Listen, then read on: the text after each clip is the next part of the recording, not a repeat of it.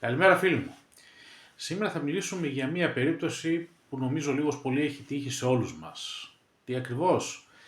Να προσπαθούμε να ολοκληρώσουμε κάποιο project, κάποια εργασία που έχουμε αναλάβει, βλέποντας όμως ότι μετά από κάποιο σημείο ματαιοπονούμε, γιατί δεν μπορούμε να το ολοκληρώσουμε, δεν μπορούμε να το φέρουμε εις πέρας. Κοινώς, έχουμε αποτύχει σε αυτό το έργο που έχουμε αναλάβει. Δεν είναι κακό το να αποτύχουμε. Κακό είναι να εμένουμε, να προσπαθούμε, να συνεχίζουμε σε μια εργασία η οποία στο τέλος συνεχίζει και μας τρώει πολύτιμους πόρους και οικονομικούς και ψυχολογικούς και πνευματικούς. Γιατί συνεχίζουμε και βαλτώνουμε σε μια προσπάθεια η οποία μόνο ζημιά συνεχίζει και μας προκαλεί.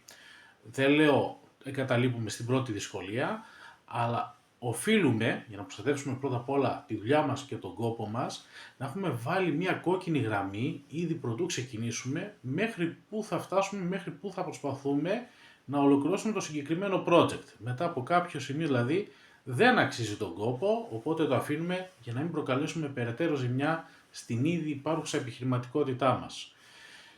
Βασική λοιπόν ανθρώπινη δεξιότητα, καταλαβαίνουμε πού δεν τα έχουμε καταφέρει, κάνουμε ανασκόπηση, βλέπουμε τι πήγε στραβά, μαθαίνουμε από τα λάθη μας και στην επόμενη προσπάθεια γινόμαστε καλύτεροι. Στο επόμενο project τα καταφέρνουμε γιατί πλέον έχουμε πάρει τα μαθήματα από το παρελθόν. Καλή συνέχεια σε ό,τι και αν κάνετε.